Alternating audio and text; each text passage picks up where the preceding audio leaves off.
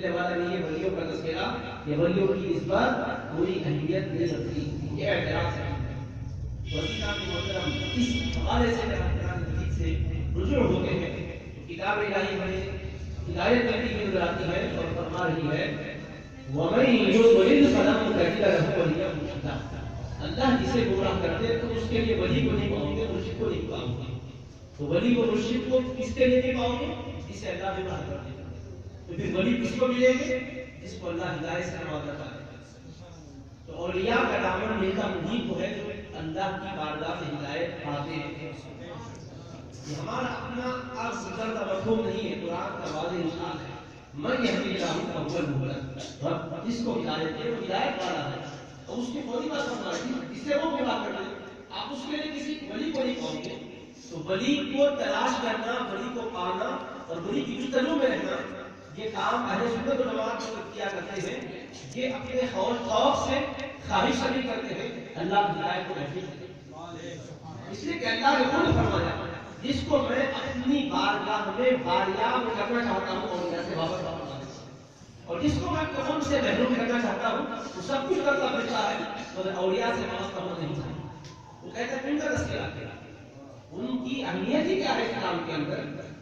بہت زیادہ اگر وہ دیکھتے ہوں گے تو اپنی جگہ جو بھی تھے تم بھی ایک بار ان تذکرے سے ملنے والا کیا ہے۔ عزیزان محترم اللہ پاک فرما رہا ہے کہ یہ سوچ تمہاری غلط ہے، ہم جس کو ہدایت سے نوازنا چاہتے ہیں وہ ہدایت والا بنتا ہے، اور جس کو محروم کرنا چاہتے ہیں اس کو اس کا ولی ملی کہنا اور اس کو ہدایت دینے والے تعداد نہیں۔ اور یا مصلحہ سے وابستگی یہ بھی امر الہی ہے۔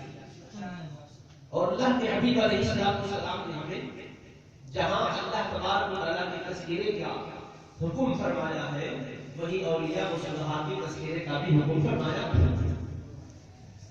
اب آیات قرآنیہ اس سلسلے میں بھی تفصیل میں پیش کروں گا، حدیث بھی تفصیل میں پیش کروں گا۔ ایک آدھ حدیث مبارک سناتے ہوئے مزید عنوان کا دوسرا حصہ ہے اس کا بھی عرض کروں گا۔ اللہ کے حبیب صلی اللہ علیہ وسلم نے ارشاد فرمایا ایک بندہ تھا جس کو ایک اللہ کے نیک بندے سے محبت، اور اس کے دل میں یہ بات پیدا ہوئی کہ میں ان سے کیوں نہ ملاقات کروں، جن سے محبت ہے ان سے ملنا بھی چاہیے، ان کی مسجد میں جانا بھی چاہیے۔ یہ سوچ کر وہ اپنے گاؤں سے ان کے گاؤں کا ارادہ کر کے نکلا۔ راستے میں اللہ نے فرشتے کو انسانی شکل میں بھیجا، اور جانے والے سے فرشتے نے پوچھا اين تريد، آپ کہاں کا ارادہ کیے ہوئے ہیں؟ انہوں نے سادہ سا جواب دیا اريد اخا لي في هذه القرية، اس بستی میں میرا ایک بھائی ہے، ایمانی بھائی ہے، اسلامی بھائی ہے، میں ان کا ارادہ کر کے جا رہا ہوں۔ تو انہوں نے پوچھا هل لك عليه نعمة تردها، کہ تمہارا ان کا کچھ احسان ہے جس کا بدلہ تم ان سے لینے جا رہے ہو؟ تو کہا لا، نہیں۔ پھر پوچھا کیوں جا رہے ہو؟ غیر انی احببته فی اللہ، اس بندے نے کہا کوئی اور وجہ تو نہیں ہے، ایک ہی وجہ ہے۔ کیا وجہ ہے؟ اس لیے کہ ان سے مجھے اللہ کی خاطر محبت ہے، اور میں اسی محبت کا عملی ثبوت پیش کرنے کے لیے ملاقات کے حوالے سے جا رہا ہوں۔ دیکھو ایک بندہ بندے کی طرف جا رہا ہے، ایک بستی سے دوسری بستی کی طرف جا رہا ہے، اور صرف اللہ کی محبت میں اس اللہ کے بندے سے ملنے جا رہا ہے، کوئی اور وجہ اور کوئی غرض نہیں ہے۔ تو یہ عمل بظاہر لوگوں کو جو مدعیان ہیں قرآن و سنت اپنے کو کہتے ہیں یہ لگتا ہے کہ بدعتی کام ہے۔ آپ غوث اعظم کی بارگاہ میں جاتے ہیں تو یہ بدعت ہے، غریب نواز کی بارگاہ میں جاتے ہیں تو بدعت ہے، اولیاء کے آراف میں جاتے ہیں تو بدعت ہے۔ دنیا میں موجود اولیاء کے پاس جائیں یا مثال فرمائے ہوئے اولیاء کے پاس جائیں، انہیں بدعت نظر آتا ہے اور کبھی غصہ ہو جاتا ہے، جن نظر آتا ہے۔ لیکن یہ اپنی جہالت پر افسوس کرنے کے بجائے اور مزید جہالت پر جمے ہوئے رہتے ہیں اور خود اپنے علم کا دعویٰ کرتے ہوئے لوگوں کو سمجھتے ہیں کہ لوگ علم سے محروم ہیں۔ تو سنجیدگی سے غور کرنے کی دعوت دے رہے ہیں کہ اولیاء کی طرف جانا اگر غلط ہوتا، اولیاء سے محبت کرنا غلط ہوتا تو اللہ کے حبیب ضرور فرماتے سرکار نے تو دین کو کامل عطا کیا، کامل دین بخشا ہے، ہر چیز کا بیان اس کے اندر موجود ہے۔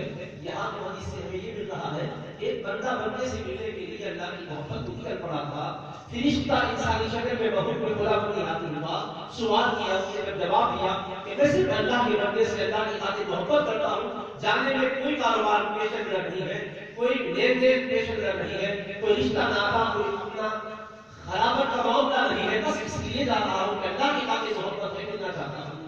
تو فرشتے نے یہ نہیں کہا کہ تمہارا جانا گناہ کا کام ہو گیا، توبہ کرو، پڑھ لو، مسجد میں نماز کے لیے سفر کرنا جائز، تبلیغ اسلام کے لیے جائز، لیکن کسی سے ملاقات کرتے چلے جانا، اگر وہ نیک ہوگا تو اپنی جگہ ہوگا، تم اپنی جگہ دیکھیا کرو، نیک وہ ہوگا اس سے ملو گے تو تم کو کیا ملنے والا ہے؟ سفر آپس سے محنت ضائع ہے، جو کہہ سکتا تھا اگر ان کا مذہب سچا ہوتا تو فرشتہ یہی کہتا تھا، مگر سن لو مصطفیٰ کی حدیث کیا ہے، فرشتے نے کہا فإنی رسول اللہ الیک بأن اللہ حبک کما احببتہ فی۔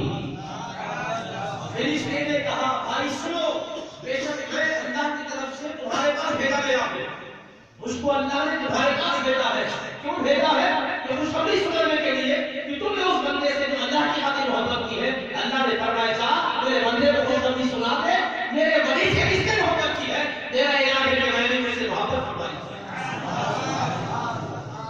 میں نے اسے اپنا محبوب بنا لیا، اللہ کی محبت اس بندے کو مل گئی، اس بندے نے اللہ کی خاطر اللہ کے بندے سے محبت کی۔ اور علماء کرام کی دورانی جماعت ہے، دورانی قافلے سے پوچھے کوئی بھی عمل کریں گے تو عمل کرنے کے بعد سزا یا جزا کا مرتب ہوگا۔ ابھی تو وہ بندہ ملاقات کیا نہیں تھا، کرنے کے ارادے سے نکلا تھا، پہنچتا ہے یا نہیں پہنچتا ہے وہ تو آگے کی بات ہے، ابھی راستہ میں تھا۔